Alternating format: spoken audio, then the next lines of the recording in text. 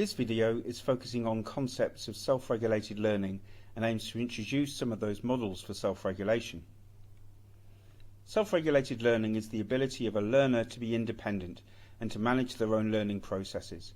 As a learner proceeds through their educational development, they move from an environment of pedagogy, which translates specifically as child education, where the learning activities are directed by a teacher, to an environment of adult learning or andragogy, though many prefer the more gender-neutral term anthragogy, where learning is directed by the learner themselves.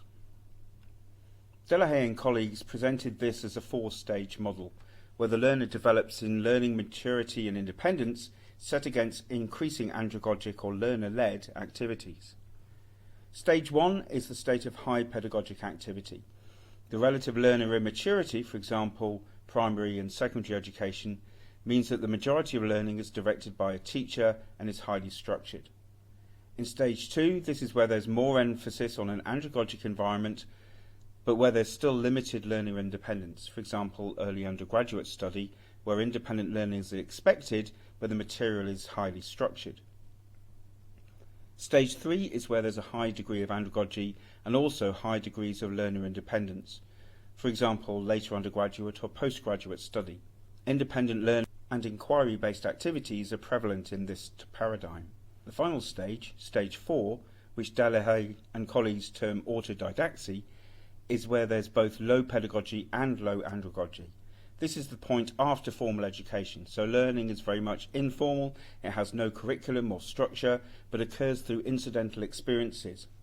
In order to be effective in this latter stages of the model, the learner needs to be capable of self-regulated learning.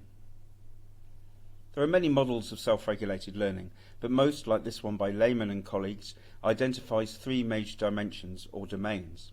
The cognitive dimension, managing the thought processes of learning, the metacognitive dimension, evaluating the effectiveness of those cognitive skills, and the motivational or affective dimension, which looks at the purposes and motivations for learning. This model by Lehman and colleagues identifies two elements of those dimensions: a structural component, the capacity or capability required, and a processual component, the activities, processes, and strategies that are needed. This table from the EAT-Erasmus self-regulation report shows key elements of these three domains. Firstly, the cognitive domain. Activities such as relating or structuring, analysing, applying, memorising and rehearsing, processing in a critical way, and selecting the best options, resources or information are the key aspects. For the metacognitive domain, planning and orienting activities, monitoring learning through testing and diagnosing problems, and adjusting to compensate for these are important. Similarly, the ability to evaluate progress and reflect on learning as well as independent agentic activity are also key. The motivational or affective dimension and domain includes activities such as self-motivation, managing expectations, and exerting effort in learning. It also addresses self-judgment and appraisal, managing emotions, and managing interpersonal networks. These latter issues are very important in assessment. This model by Monique Burkhardt shows the same dimensions but visualizes a series of concentric rings.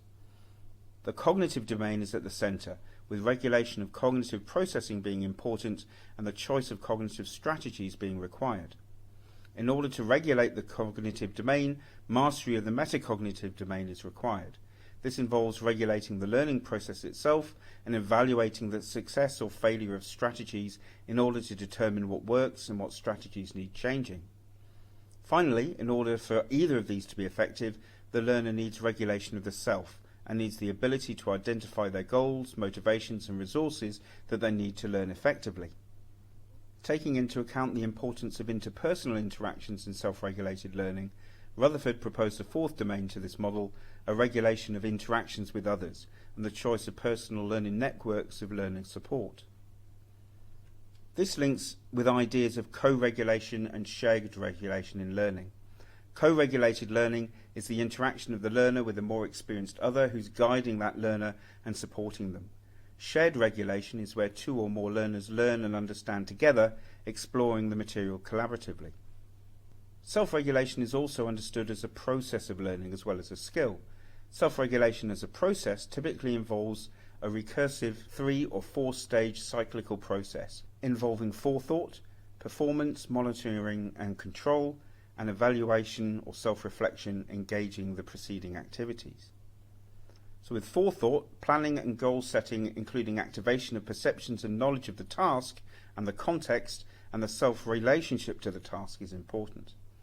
In performing the task, utilizing strategies to complete the task, which includes ongoing monitoring of progress against goals and adjustment of strategies as required, including the maintaining of effort and focus. An evaluation involves reflection on the extent to which one's own goals have been met to inform further planning, and involves reflection on the task, self and the context. The order of and distinctiveness of these phases of the self-regulation process are debatable, as in reality many of these activities occur simultaneously. This process also involves a series of actions and activities for the planning, performing and evaluating phase, as shown in this diagram here. In particular, managing emotions and pre-focusing efforts is a key element of the evaluation phase. Self-regulated learning is fundamental to effective student agency and assessment. As this quote from Sadler highlights, the indispensable conditions for improvement are that the student comes to hold a concept of quality roughly similar to that held by the teacher, is able to monitor continuously the quality of what is being produced during the act of production itself, and has a repertoire of alternative moves or strategies from which to draw on at any given point. In other words, students have to be able to judge the quality of what they're producing and be able to regulate what they're doing during the doing of it.